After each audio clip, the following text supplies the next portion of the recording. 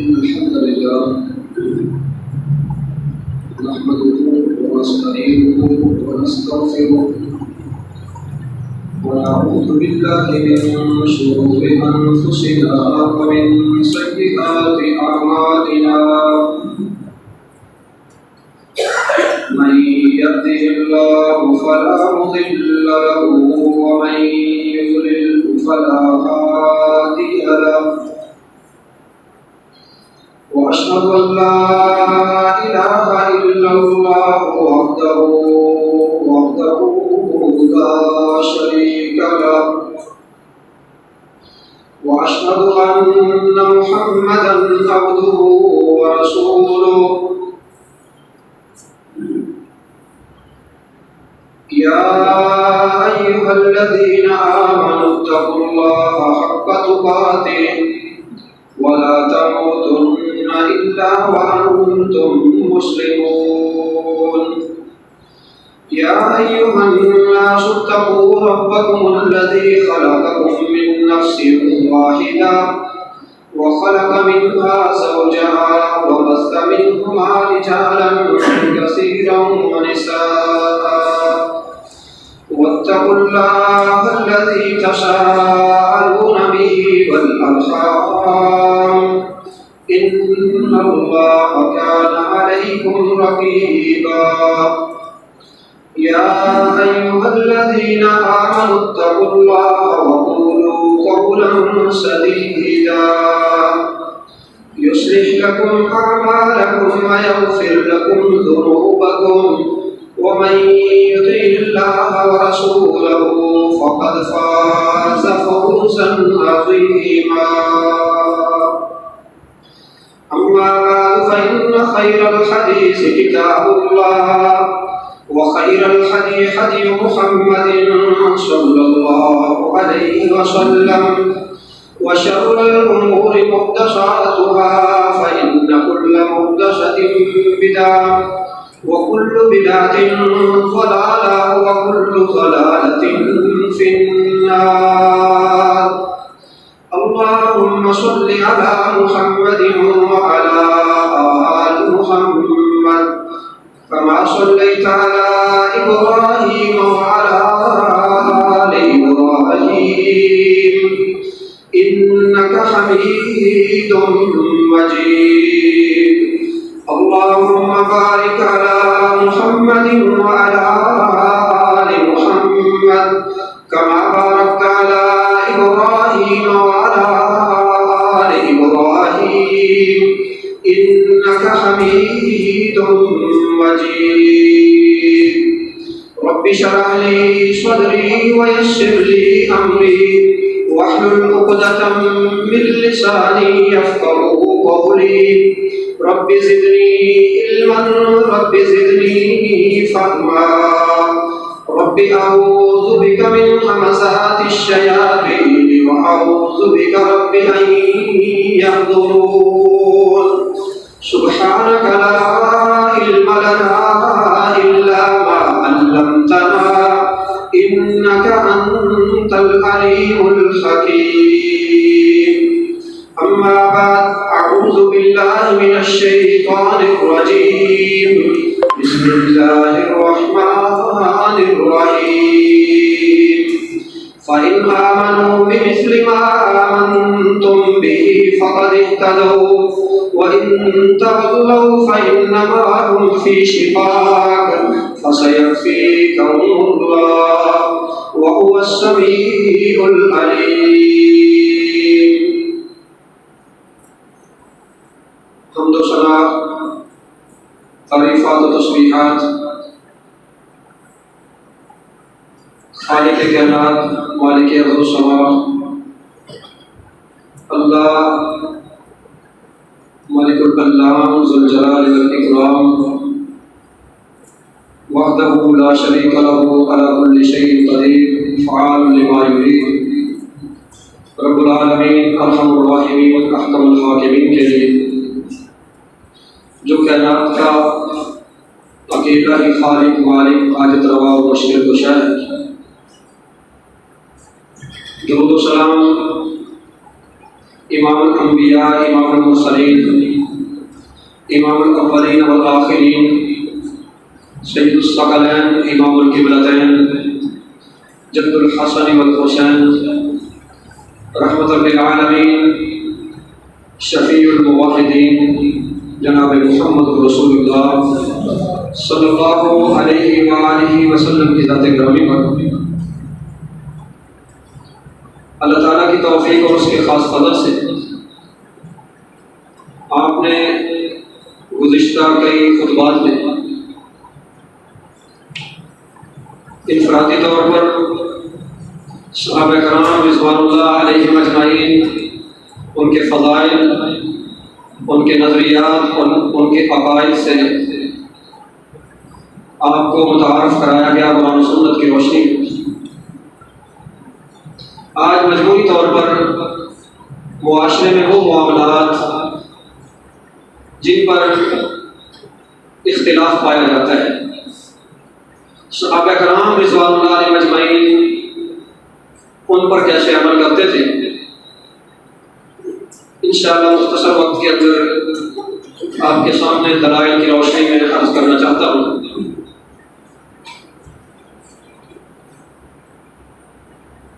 ہمارا دستور، منشور اور منہج بالکل وہی ہے جو سیدنا ابوبکر صدیق رضی اللہ تعالیٰ عنہ تھا۔ آپ رضی اللہ تعالیٰ عنہ سب سے پہلے اہل الحدیث تھے،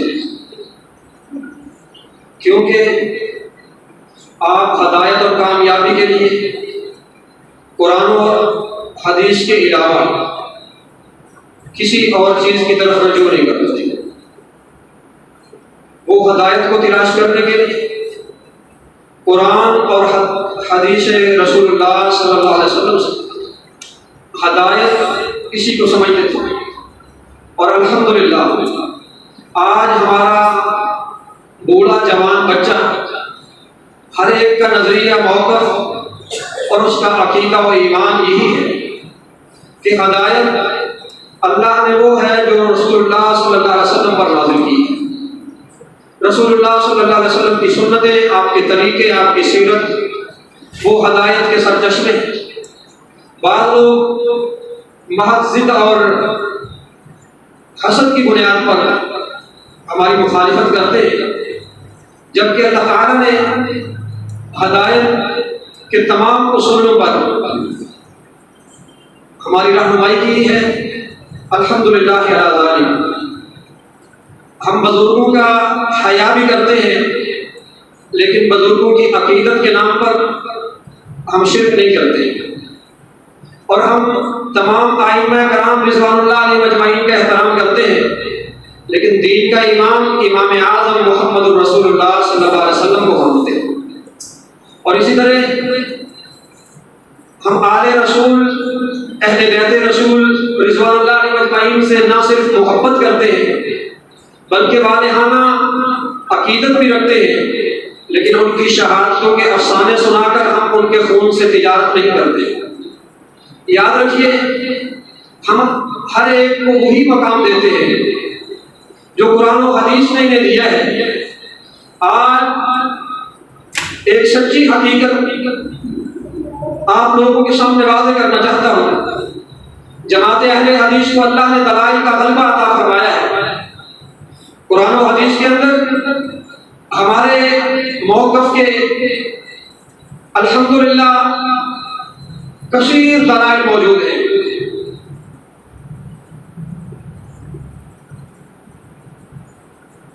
اور اس کے ساتھ ساتھ صحابہ کرام رضوان اللہ علیہ مجمعین کی شہادتیں اور اقوال بھی موجود ہیں جو اس بات کو روز روشن کی طرح واضح کر دیتے ہیں کہ جماعت اہل حدیث حضرات صحابہ کرام رضوان اللہ علیہ مجمعین کی اپنے قول و عمل کے ساتھ سچی وارث ہے۔ اور جس آیت مبارکہ کو میں نے آپ کے سامنے تلاوت کیا، اس کے اندر اللہ تعالیٰ نے صحابہ کرام رضوان اللہ علیہ مجمعین کو معیار حق قرار دیا ہے۔ فَإِنْ آمَنُوا بِمِثْلِ مَا آمَنْتُمْ بِهِ، پھر اگر وہ ایمان لائیں جس طرح تم ایمان لائے ہو۔ صحابہ کرام رضوان اللہ علیہ مجمعین مخاطب ہیں۔ فرمایا فَقَدْ اهْتَدَوْا، تو وہ بھی ہدایت پا جائیں گے۔ وَإِنْ تَوَلَّوْا، اور اگر وہ پھر جائیں گے تو فرمایا فَإِنَّمَا هُمْ فِي شِقَاقٍ، تو وہ ہٹ دھرمی پر اتر آئیں گے۔ فَسَيَكْفِيكَهُمُ اللَّهُ وَهُوَ السَّمِيعُ الْعَلِيمُ، بس تمہاری طرف سے اللہ ان کے لیے کافی ہے، وہ سننے والا اور جاننے والا ہے۔ محترم سامعین، مسلک صحابہ سے کیا مراد ہے؟ صحابہ کرام کا موقف اور نظریہ کہ کسی مسئلے کے بارے میں ان کی رائے اور ان کا خیال کیا تھا۔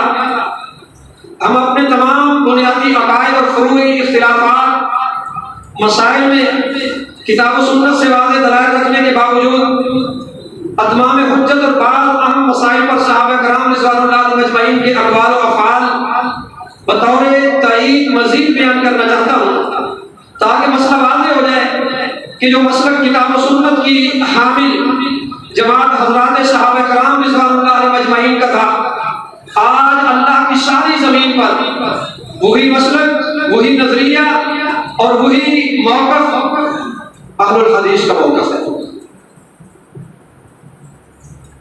نبی صلی اللہ علیہ وآلہ وسلم نے فرمایا تھا میری امت کے 73 فرقے ہوں گے، اور 73 میں سے 72 گمراہ ہوں گے. 73 میں سے 72 گمراہ ہوں گے. پہلی امتوں کے 72 فرقے ہوئے. آپ نے فرمایا میری امت کے 73 فرقے ہوں گے اور ان میں سے سارے جہنم میں جائیں گے ماں سوائے ایک کے. صحابہ نے پوچھا اللہ کا رسول وہ کون جو جنت میں جائے گا، کامیابی کو پائے گا، جو مراد کو پائے گا، وہ کون ہے؟ تو رسول اللہ صلی اللہ علیہ وسلم نے عظیم الشان جملے ارشاد فرمائے. آپ صلی اللہ علیہ وسلم نے فرمایا ما انا علیہ واصحابی، فرمایا جس منہج پر آج میں ہوں اور میرے بعد جس منہج پر صحابہ کرام رضوان اللہ علیہم اجمعین. یہ جو کائنات کے اندر ہمارے معاشرے میں خاص طور پر رجحان پایا جاتا ہے کہ جی سارے ٹھیک ہے، کسی کو کچھ نہ کہو، سب اللہ کی عبادت کرتے ہیں اور جو بھی نماز پڑھتا ہے قبول تو اللہ نے کرنی ہے، اس کی ہو گئی. نہیں، رسول اللہ صلی اللہ علیہ وسلم نے فرمایا تھا میری امت کے 73 گروہ ہوں گے، سب جہنم میں جائیں گے الا امۃ واحدہ الا ملۃ واحدہ. آپ نے فرمایا ماں سوائے ایک جماعت کے، ایک گروہ کے، ایک فرقے کے. صحابہ کو فکر لاحق ہوئی کہ وہ جنت میں جانے والا کون ہے. پوچھا تو آپ نے تاریخ ساتھ جملہ ارشاد فرمایا ما انا علیہ واصحابی. کسوٹی، تکڑی، معیار، ترازو حق اور باطل کو تولنے کا تمہارے پاس صحابہ کرام ہیں رضوان اللہ علیہم اجمعین. جس کے ساتھ صحابہ کرام عقائد نظریات کے ساتھ ہوں وہ جنت میں جائے گا، اور جس کے نظریات و عقائد و اعمال صحابہ کرام کے برعکس آ جائیں، مد مقابل آ جائیں، مخالفت پر آ جائیں، تو پھر وہ شخص فیصلہ کر لے کہ وہ طریقہ رسول سے ہٹا ہوا ہے، وہ کامیابی کی راہ سے ہٹا ہوا ہے. اور آئیے صحابہ کرام رضوان اللہ علیہم اجمعین، رسول اللہ صلی اللہ علیہ وسلم کے آخری صحابی ابو طفیل عامر بن واصلہ بن عبداللہ الحیثی رضی اللہ تعالی تقریباً 160 سال کی عمر پائی اور رسول اللہ صلی اللہ علیہ وسلم کے بعد 110 ہجری میں وفات پائی. یہاں تک کوئی بھی شخص قبر پرست، کوئی بھی شخص قبروں کو پوجنے والا نہیں ہے اور نہ ہی کوئی شخص تقلید کرنے والا ہے. نہ کوئی شخص قبر پرست ہے اور نہ شخصیت پرست ہے اور نہ ہی صحابہ کرام میں ماتم اور جشن کا کوئی تصور موجود ہے. تو آئیے غور فرمائیے، آج الحمدللہ ہماری دعوت بھی قبر پرستی کی نہیں، رب پرستی کی ہے کہ پرستش کے لائق ایک اللہ کی ذات ہے، اور نہ ہی ہم تقلید پرست ہیں اور نہ ہی جشن و ماتم کے ہم جلوس نکالتے ہیں. قرآن مجید میں صحابہ کرام رضوان اللہ علیہم اجمعین کو اللہ نے اولئک هم المفلحون، اولئک هم الصادقون، اولئک هم المهتدون، ان جیسے عظیم القابات سے اللہ نے یاد کیا ہے. کیا مطلب کہ کامیابی کو پانے والے صحابہ، سچے صحابہ اور ہدایت یافتہ، ہدایت کی راستے پر چلنے والے صحابہ، اگر کوئی ہدایت کا راستہ ڈھونڈنا چاہتا ہے تو صحابہ کو دیکھے کہ صحابہ نے قرآن و سنت پر، دین پر عمل کیسے کیا ہے، وہ ہدایت کے راستے پر چلتے گئے. اللہ. تو محترم سامعین، قرآن نے بجا فرمایا کہ تمہارے لیے کسوٹی، معیار، حق کو پرکھنے کے لیے فیصلہ کن بات وہ صحابہ کرام رضوان اللہ علیہم اجمعین تھے. اپنے جذبات، اپنے خیالات سے نہیں. فَإِنْ آمَنُوا بِمِثْلِ مَا آمَنْتُمْ بِهِ، اگر تم ویسا ایمان لاؤ گے جیسا صحابہ کرام ایمان لائے، فَقَدِ اهْتَدَوْا، تو تم ہدایت پا جاؤ گے. وَإِنْ تَوَلَّوْا، اور اگر صحابہ کے راستے کو چھوڑ دو گے، فَإِنَّمَا هُمْ فِي شِقَاقٍ، یہ صرف ہٹ درمی، ضد کی وجہ سے ہے. اللہ فرماتے ہیں ایسے مخالفوں کے مقابلہ میں ہم اپنے بندوں کو کافی ہیں. فَسَيَكْفِيكَهُمُ اللَّهُ وَهُوَ السَّمِيعُ الْعَلِيمُ، اور وہ سننے والا اور خوب جاننے والا ہے. اب دیکھیے سب سے پہلا مسئلہ معاشرے کے اندر اللہ تعالیٰ کی ذات کے بارے میں عقیدہ ہے. اللہ کی ذات کہاں ہے؟ آج ہمارے معاشرے میں یہ بڑا المیہ ہے، لوگوں کو نہیں معلوم. حتیٰ کہ کئی نمازیں پڑھنے والے، قرآن و سنت کا دعویٰ کرنے والے اور اپنے آپ کو حق کے داعی کہلوانے والے، ان سے بھی پوچھا جائے اللہ کہاں ہے؟ ہر جگہ اللہ ہے۔ اللہ کہاں ہے؟ ہر جگہ اللہ ہے۔ اللہ اکبر اللہ۔ اللہ نے اپنے متعلق خبر دی، رسول اللہ نے اپنے متعلق خبر دی، رسول اللہ نے اللہ کے متعلق خبر دی، صحابہ نے اس عقیدے کو محفوظ کیا اور کیا عقیدہ رکھا کہ اللہ عرش پر ہے، اللہ ہر جگہ، اللہ ہر جگہ حاضر ناظر، جو ہم کہتے ہیں نا اللہ ہر جگہ حاضر ناظر ہے، یہ باطل عقیدہ ہے، یہ کفری عقیدہ ہے۔ ہاں اللہ اپنی ذات کے لحاظ سے اپنے عرش سے اوپر ہے۔ وہ کیسے ہے؟ اس کی شیان شان، جیسے اس کی شان ہے وہ اپنے عرش کے اوپر ہے۔ قرآن مجید میں 7 مقامات پر آیات موجود ہیں جو ہم سورہ السجدہ جمعے والے دن فجر کی نماز کی پہلی رکعت میں پڑھتے ہیں، اس میں بھی ثم استوى علی العرش، پھر وہ عرش پر مستوی ہوا۔ سورۃ طٰہٰ کے اندر بھی الرحمن علی العرش استوى، رحمان کہاں ہے؟ اپنے عرش پر مستوی ہے۔ اور اللہ کے رسول صلی اللہ علیہ وسلم نے کیا فرمایا؟ جب رات کا آخری پہر آتا ہے تو اللہ آسمان دنیا پر نزول فرماتا ہے۔ کہاں ہے اللہ؟ جو لوگوں کا نظریہ ہے اللہ ہر جگہ میں ہے، اللہ ہر جگہ حاضر ناظر ہے، نہیں، غلط ہے۔ آج سکول کے سلیبس کے اندر چھوٹے چھوٹے معصوم بچوں کو گمراہ کیا جا رہا ہے۔ اللہ کہاں ہے؟ اللہ ہر جگہ ہے۔ نہیں، صحابہ کرام رضوان اللہ علیہم اجمعین کا عقیدہ اور قرآن کا علم و عقیدہ، قرآن کی رہنمائی وہ کیا ہے؟ اللہ اپنی ذات کے اعتبار سے اپنے عرش سے سیدنا عبداللہ ابن مسعود رضی اللہ تعالیٰ عنہ صحیح سند کے ساتھ ثابت ہے، امام البانی رحمہ اللہ علیہ نے اس کو صحیح قرار دیا ہے، اس کی سند کو۔ فرمایا اللہ کا عرش پانی پر ہے اور اللہ عرش پر ہے اور اس پر تمہارے اعمال میں سے کوئی چیز پوشیدہ نہیں ہے، یعنی وہ اپنے عرش پر بیٹھ کر ساری کائنات کی نگرانی کر رہا ہے، کائنات کی کوئی چیز اس سے مخفی نہیں ہے۔ وَلَا يَئُودُهُ حِفْظُهُمَا وَهُوَ الْعَلِيُّ الْعَظِيمُ، وہ آسمان و زمین کی نگہبانی کرتا ہے، حفاظت کرتا ہے، لیکن یہ حفاظت اس کو تھکاتی نہیں ہے، وہ مسلسل اس کی نگہبانی اور حفاظت فرما رہا ہے۔ سیدہ زینب رضی اللہ تعالی ام المومنین زوجات رسول صلی اللہ علیہ وسلم پر فخر کیا کرتی تھی، کیا فرمایا کرتی؟ تمہارے نکاح عائشہ، خدیجہ، حفصہ، جویریہ رضی اللہ تعالی عنہن، تمہارے نکاح زمین پر تمہارے ماں باپ نے پڑھائے رسول اللہ کے ساتھ، بڑے فخر کی بات ہے۔ تم اللہ کے رسول کی بیویاں ہو، تم آل بیت اطہار ہو، لیکن یاد رکھو جو اعزاز اللہ نے مجھے عطا فرمایا ہے تم میں سے کسی کو اللہ نے وہ اعزاز نہیں دیا۔ وہ اعزاز کیا ہے؟ اللہ نے میرا نکاح 7 آسمانوں سے اوپر اپنے عرش پر اپنے رسول کے ساتھ میرا نکاح کروایا ہے۔ سیدہ زینب رضی اللہ تعالیٰ یہ بات کہا کرتی تھی۔ اور یاد رکھیے دوسری بات، مسئلہ علم غیب، صحابہ کرام رضوان اللہ علیہم اجمعین کا اس کے متعلق عقیدہ کیا ہے؟ سیدہ عائشہ صدیقہ رضی اللہ تعالیٰ عنہ مومنوں کی ماں، سیدہ کائنات، آپ فرماتی ہیں ومن حدثک انہ یعلم الغیب فقد کذب وہو یقول لا یعلم الغیب الا اللہ۔ آپ فرماتی ہیں جس نے تجھ کو یہ بیان کیا کہ رسول اللہ صلی اللہ علیہ وسلم غیب جانتے تھے، اس نے جھوٹ بولا، فقد کذب، اس نے جھوٹ بولا، وہو یقول، اور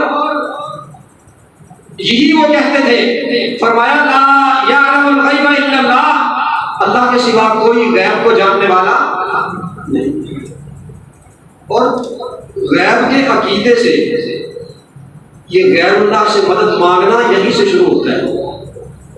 پہلے عقیدہ بنایا جاتا ہے کہ مرشد، پیر، بزرگ جو بھی ہمارا جس کے ساتھ نظریہ ہے وہ ہماری ہر حالت سے واقف ہے، ہمیں جانتا ہے، ہم تک پہنچتا ہے۔ پہلے یہ چلے کٹوائے جاتے ہیں اور یہ نظریہ دیا جاتا ہے کہ تم ہر وقت سمجھو میں بزرگ کی نہیں سکتا، وہ میری نگرانی کر رہا ہے۔ جب یہ مسئلہ علم غیب پر ایک شخص کو گمراہ کر دیا جاتا ہے، پھر وہ ہر ایک کو پکارنا شروع کرتا ہے۔ جس شخص کے متعلق وہ عقیدہ دے دیا جاتا ہے، پھر وہ سمجھتا ہے اب میں اس کی نگرانی سے بچ نہیں سکتا، اور میں جو بھی کر رہا ہوں اس کی نگرانی کے اندر کر رہا ہوں۔ پھر یہ اس سے دعائیں مانگتا ہے، اس کو پکارتا ہے، اس سے خوف کھاتا ہے۔ اور صحابہ کرام رضوان اللہ علیہم اجمعین کا عقیدہ کیا ہے؟ سیدہ عائشہ رضی اللہ تعالیٰ عنہا فرماتی ہیں، دلائل ڈھیروں ہیں قرآن و حدیث سے، لیکن ایک بات کر کے میں اپنی بات کو آگے چلاتا چلوں۔ فرمایا جو بندہ تجھے کہے کہ اللہ کے سوا رسول اللہ بھی غیب جانتے ہیں تو اس نے تم سے جھوٹ بولا ہے۔ رسول اللہ صلی اللہ علیہ وسلم سفر کے اندر ہے، ہار گم ہو گیا سیدہ عائشہ رضی اللہ تعالیٰ عنہا، اور سفر کے اندر پانی بھی نہیں ہے، صحابہ کرام پریشانی کے عالم میں ہے۔ اب بہت تلاش کیا ہار کو، ہار نہیں ملا۔ نماز کا وقت جا رہا ہے، تیمم کی آیات آ گئی، تیمم کی آیات نازل ہو گئی، اللہ اکبر، تو نماز پڑھی گئی۔ نماز کے بعد جب سواری اونٹنی کو اٹھایا گیا، ہار اونٹنی کے نیچے سے مل گیا۔ اللہ کے رسول ان لوگوں کے اندر موجود ہیں، ہار کو تلاش کر رہے ہیں، کروا رہے ہیں، اور جب تک اللہ کسی بات کی خبر نہ کرے، آپ نے فرمایا میں تمہیں کل بتاؤں گا۔ یہود آئے، مشرکین آئے، سوال لے کے تین روح کیا ہوتی ہے، وہ اصحاب کہف کون تھے، اور ایک تیسرا ان کا سوال تھا بچہ کبھی ماں پر ہوتا ہے کبھی باپ پر ہوتا ہے، تو آپ یہ بتا دیں یہ اللہ کے رسول کے علاوہ کوئی بندہ جواب نہیں دے سکتا، اگر آپ کا جواب درست نکلا تو ہم کلمہ پڑھ کے مسلمان ہو جائیں۔ آپ نے فرمایا میں کل کہوں، میں کل بتاؤں گا تمہیں۔ آپ کو امید تھی میرے پاس کل جبرائیل آ جائیں گے، وہ وحی لے کے آئیں گے، مجھے بتا دیں گے۔ آپ نے کہا میں کل بتاؤں گا۔ سورہ کہف جمعے والے دن جو پڑھتے ہیں آپ، اللہ سب کو توفیق عطا فرمائے۔ آپ نے کہا کل بتاؤں گا، وہ چلے گئے، کل بھی گزر گئی، پھر اور کل بھی گزر گئی، پھر 15 کل گزر گئی، دن 15 گزر گئے، جبرائیل وحی لے کے نہیں آئے۔ رسول اللہ پریشان ہے، وحی آئی، فرمایا محبوب جب بھی کوئی بات کہو تو کہا کرو انشاءاللہ، اگر اللہ نے چاہا تو کل بتاؤں گا، اگر اللہ نے چاہا تو کل بتاؤں گا۔ پھر اللہ کے رسول صلی اللہ علیہ وسلم نے ان کے سوالات کے وہ جواب تسلی بخش نے دیے، لیکن یاد رکھیے اگر آپ عالم الغیب ہوتے اور جزوی طور پر کسی چیز کا علم ہو جانا یہ علم غیب پر دلالت نہیں کرتا۔ اللہ کا علم ساری کائنات کو گھیرے ہوئے ہے، اور رسولوں کے پاس اتنا علم ہے جتنا اللہ نے ان کو بتایا ہے۔ وحی کا آنا اگر علم غیب موجود ہوتا تو پھر وحی نہ ہوتی، پھر جبرائیل کا آنا جانا نہ ہوتا۔ اللہ اکبر، ڈھیروں دلائل ہیں، بہرحال اس مسئلے پر انشاءاللہ اللہ نے توفیق دی تو پھر کبھی گفتگو ہوگی۔ تو سیدہ عائشہ فرماتی ہے رضی اللہ عنہا کہ جس نے یہ کہا اللہ کے رسول غیب جانتے ہیں اس نے جھوٹ بولا۔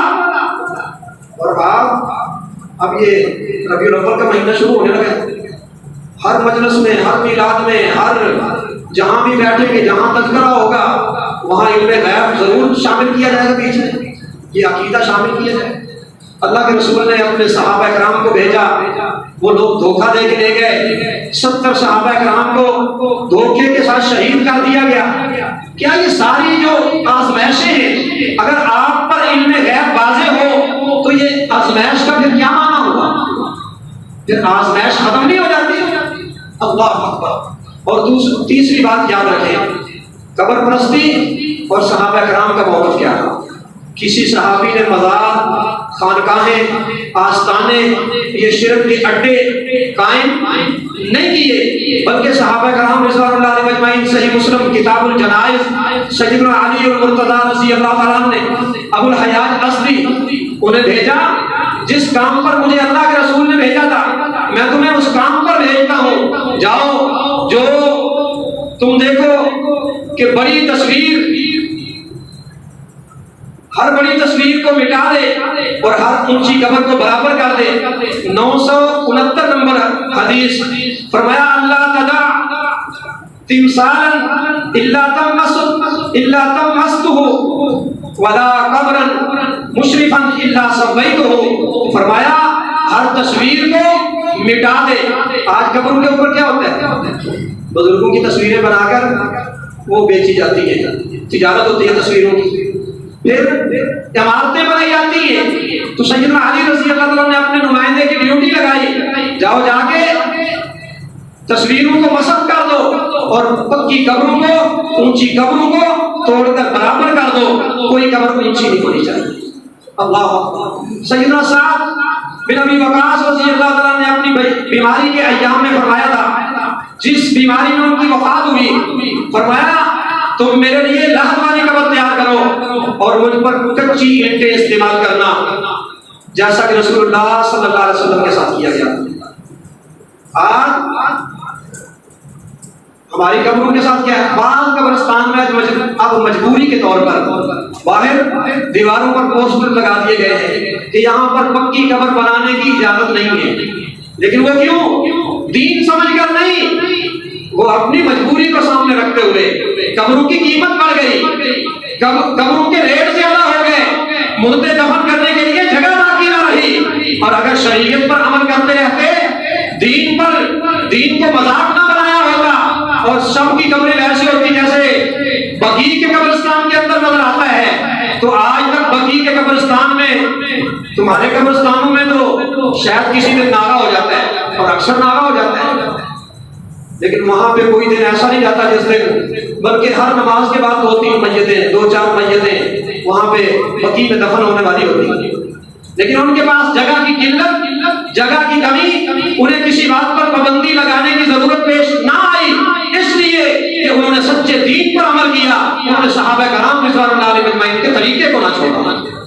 اللہ اکبر۔ تو محترم سامعین، آج درباروں کی کمائی کھانے والوں کو یہ سوچنا چاہیے کہ صحابہ کرام رضوان اللہ علیہم اجمعین قبروں کی کمائی کھایا کرتے تھے۔ آج ہماری حکومتیں چلتی ہیں محکمہ اوقاف، درباروں کی کمائی سے، مزاروں کی کمائی سے، اور اس ملک کی بنیاد میں لا الہ الا اللہ ہے، اللہ کے سوا کسی کی پرستش، پوجا اور اس کی عبادت نہیں کی جائے گی، اور اس ملک کی بدحالی اور اس میں قحط سالی اور اس میں بدامنی اور اس میں بھوک، افلاس اور قتل عام اور جتنے جرائم ہیں، اللہ کی قسم اس کی بنیادی سبب یہ ہے کہ انہوں نے اللہ کی توحید کو مٹایا ہے، گرایا ہے، اللہ کی توحید کو سمجھا نہیں ہے۔ یہی وجہ ہے اللہ نے اس بستی کی طرح جس کی مثال قرآن میں بیان کی، ضرب اللہ مثلا قریۃ کانت آمنۃ مطمئنۃ یاتیھا رزقھا رغداً من کل مکان۔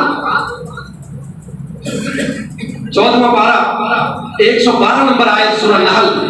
اللہ فرماتے ہیں ایک بستی تھی، ہم نے اسے امن بھی دیا، اس کی معیشت کو ہر طرف سے مضبوط کر دیا، ہر طرف سے۔ وہ باہر جاتے تھے تو کما کے لاتے تھے، ان کی طرف کوئی آتا تھا تو کمائی چھوڑ کے جاتا تھا، ان کو کچھ دے کے جاتا تھا۔ رزقھا رغداً من کل مکان، ہر طرف سے رزق آ رہا ہے، اوپر سے بارشیں، نیچے سے زمین، سرسبز و شاداب زرخیز زمینیں، اور تجارت کے وسیع ترین سلسلے۔ اللہ اکبر اللہ۔ انہوں نے کیا کیا؟ فکفرت بانعم اللہ، انہوں نے اللہ کی نعمتوں کے ساتھ اللہ کی توحید کے منکر بن بیٹھے، اللہ کی توحید کے باغی دشمن بن گئے، اللہ کی ذات کو چھوڑ کے انہوں نے ہستیاں، خانقاہیں، اور انہوں نے بزرگ، اور انہوں نے جناب اپنے بت اور یہ چیزیں اللہ کے ساتھ انصاب بنا دیے۔ پھر اللہ نے کیا کیا؟ فکفرت بانعم اللہ، جب انہوں نے اللہ کی توحید کا مذاق اڑایا اور خدشے اڑائے اللہ کی توحید کے، تو اللہ نے کیا کیا؟ فَأَذَاقَهَا اللَّهُ لِبَاسَ الْجُوعِ، اللہ نے انہیں بھوک کا لباس پہنا دیا۔ آج کس چیز کی کمی ہے ملک پاکستان کو؟ ذخائر اس کے اندر بے حد موجود ہیں، تمہارے ملک سے تانبا، ہر قسم کے ذخائر، تیل اور قسم قسم کی معدنیات وہ موجود ہیں، لیکن صرف قلت ہے تو اللہ کی توحید کو سمجھنے کی کمی ہے۔ آج تم نے کسی اور کو اللہ کے اختیارات دیے، اللہ نے سب کچھ ہونے کے باوجود فَأَذَاقَهَا اللَّهُ لِبَاسَ الْجُوعِ وَالْخَوْفِ، کبھی بجلی کا بحران، کبھی آٹے کا بحران، کبھی چینی کا بحران، کبھی پانی کا بحران، کبھی صحت کا بحران، کبھی کسی چیز کا بحران، ایسے بحران کے بحرانوں سے نکلنا مشکل ہو گیا۔ اللہ اکبر اللہ، اس کا بنیادی سبب یہ ہے جو بھی آیا قبر پرست آیا، شخصیت پرست آیا، اللہ کو پرستش کرنے والا نہ آیا۔ اللہ اکبر۔ تو محترم سامعین، صحابہ کرام کا مسلک کیا تھا؟ کسی اللہ کو چھوڑ کر کسی اور کو سجدہ کرنا، پکی قبریں بنانا۔ آپ نے بات سن لی، صحابہ کرام کے اندر نہ تھا۔ اور آج اللہ کو چھوڑ کر نہ صرف مزاروں، درباروں، آستانوں کو، بلکہ شخصیات، پیروں، فقیروں، ملنگوں، دڑنگوں کو، ان کو سجدے کیے جا رہے ہیں، اور ان کو اللہ کے برابر بلکہ اللہ سے بڑھا چڑھا کر آگے بیان کیا جا رہا ہے۔ اللہ کے رسول صلی اللہ علیہ وسلم کے صحابی قیس بن سعد رضی اللہ عنہ بیان کرتے ہیں، میں نے ایک جگہ پہ دیکھا لوگ اپنے بادشاہ کو سجدہ کر رہے تھے، میرے دل میں فوراً خیال آیا اس سجدے کے لائق تو امام کائنات ہو سکتے ہیں، رحمت کائنات ہو سکتے ہیں، امام المرسلین ہو سکتے ہیں، سید الثقلین امام القبلتین ہو سکتے ہیں۔ میں آیا اور میں نے اپنے جذبات، اپنے خیالات کا اظہار کر دیا، اللہ کے رسول میرا جی کرتا ہے میں آپ کو سجدہ کروں۔ آپ نے فرمایا تیرا کیا خیال ہے؟ اگر میں فوت ہو جاؤں، تو میری قبر کے پاس آئے تو کیا تو پھر مجھے سجدہ کرے گا؟ میں فوت ہو جاؤں، کون کہہ رہا ہے؟ اللہ کے رسول۔ تو میری قبر کے پاس سے گزرے یا قبر کے پاس آئے تو کیا تو مجھے سجدہ کرے گا قبر کو؟ کہتے ہیں نہیں اللہ کے رسول۔ صحابی کہتے ہیں اللہ کے رسول نہیں۔ فرمایا پھر مجھ زندہ کو بھی سجدہ کرنا لائق نہیں ہے، یہ سجدہ اللہ کا حق ہے۔ اگر اللہ کے علاوہ کسی اور کا حق ہوتا تو میں عورت کو حکم کرتا کہ وہ اپنے شوہر کو، اپنے خامد کو سجدہ کرتی۔ اللہ بازاروں کے امن کو ویران کرنا، جرائم کی آماجگاہ کو حفاظت اور امن فراہم کرنا، اور ملک کے خزانے سے، ملک کے ٹیکس سے تم نے جو ظلم ملک پاکستان پر کیا اور اللہ کے اسلام اور دین پر کیا، اللہ کی قسم ہے کل قیامت کے دن تم اس کے جواب دے بنو گے۔ اور یاد رکھیے سیدنا قیس بن سعد رضی اللہ تعالیٰ نے کہا، سنن ابی داؤد کی یہ حدیث 2145 حدیث کا نمبر، فرمایا اللہ کے رسول میں آپ کی قبر کو تو سجدہ نہیں کروں گا۔ فرمایا اگر تم میری قبر کو سجدہ جائز نہیں سمجھتے تو اسی طرح مجھ زندہ کو بھی سجدہ جائز نہیں ہے۔ اللہ اکبر۔ تو حضرات محترم، بدعت کے متعلق آج کئی لوگوں نے کھانوں کی وجہ سے، حلوے، مانڈے، کھیرے، رنگ برنگ کے کھانے، بس اس وجہ سے دین کا حلیہ بدل دیا ہے۔ بدعات، یہ عورتیں بچوں کو کنٹرول میں رکھیں، اپنے ساتھ جو بچے لے کے آتی ہیں ان کو اپنے پاس بٹھایا کریں۔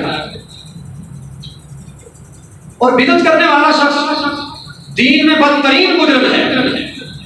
دین سازی کرنے والا، شریعت سازی کرنے والا، کھانوں کے نام پر، نیکی کے نام پر، قرآن ہی پڑھا نا، قرآن ہی پڑھا، کیا کیا ہے؟ ہم اکٹھے ہوئے بس قرآن پڑھا، دعا کی ہے نا، تو یہ دعائیں صحابہ کرام کو نہیں آتی تھی؟ یہ تھانے صحابہ کرام رضوان اللہ علیہم اجمعین کے پاس نہ تھے؟ فَإِنْ آمَنُوا بِمِثْلِ مَا آمَنْتُمْ بِهِ، اگر تم حق کے متلاشی ہو، حق کے راہی ہو، حق پر چلنے والے ہو تو یاد رکھو کوئی بھی کام کرنے سے پہلے، کوئی بھی عمل کرنے سے پہلے، نماز پڑھنے سے پہلے، رکوع سجدہ کرنے سے پہلے صحابہ کو دیکھو، صحابہ کا رکوع کیسا تھا، صحابہ کا سجدہ کیسا تھا، صحابہ کا قیام کیسا تھا، صحابہ کی رفع الیدین کیسی تھی۔ اللہ اکبر اللہ۔ فَإِنْ آمَنُوا بِمِثْلِ مَا آمَنْتُمْ بِهِ، جیسے جیسے صحابہ کرتے گئے ویسے ویسے تم کرتے جاؤ۔ مَا عَلَيْهِ وَأَصْحَابِهِ، سارے لوگ گمراہ ہو جائیں گے، بس صحابہ کی اتباع کرنے والے اور میرے صحابہ کی اتباع کرنے والے وہ میرے ساتھ جنت میں داخل ہو جائیں گے۔ حق پر وہی رہیں گے جو صحابہ کی اقتداء کریں گے۔ اللہ ہمیں دل و جان سے صحابہ سے محبت کرنے کی اور ان کا طریقہ اور ان کا عقیدہ اختیار کرنے کی توفیق نصیب فرمائے۔ تو محترم سامعین، اللہ کے رسول صلی اللہ علیہ وسلم نے فرمایا تھا، یہ حضرت عبداللہ ابن عمر رضی اللہ عنہ کے قول ہے، آپ فرماتے ہیں کل بدعۃ ضلالہ وَإِنْ رَآهَا النَّاسُ حَسَنَةً، ہر بدعت گمراہی ہے اگرچہ لوگ اس کو اچھا سمجھتے ہیں۔ ہر بدعت گمراہی ہے اگرچہ لوگ اس کو اچھا سمجھتے ہوں۔ اور عبداللہ بن عمر رضی اللہ تعالیٰ عنہ کون سی شخصیت ہے رضی اللہ تعالیٰ عنہ، جو نبی صلی اللہ علیہ وسلم کے طریقوں کو، اٹھنے بیٹھنے کو، چال ڈھال کو، حالانکہ یہ چیزیں انسان پر دین کے طور پر لازم نہیں ہوتی، لیکن وہ کوشش کرتے جس طریقے سے اللہ کے رسول چلتے میں بھی ایسے چلوں، جیسے اللہ کے رسول کھڑے ہوتے میں بھی ویسا کھڑا ہوں۔ اللہ اکبر اللہ، اپنے دنیاوی معاملات میں وہ رسول اللہ صلی اللہ علیہ وسلم کی سنت کو فالو کرتے ہیں۔ تو وہ فرماتے ہیں ہر بدعت گمراہی ہے اگرچہ لوگ اس کو اچھا خیال کریں۔ اللہ اکبر اللہ۔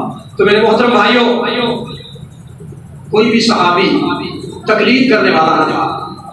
تقلید امت کے اندر انتشار کا دروازہ ہے۔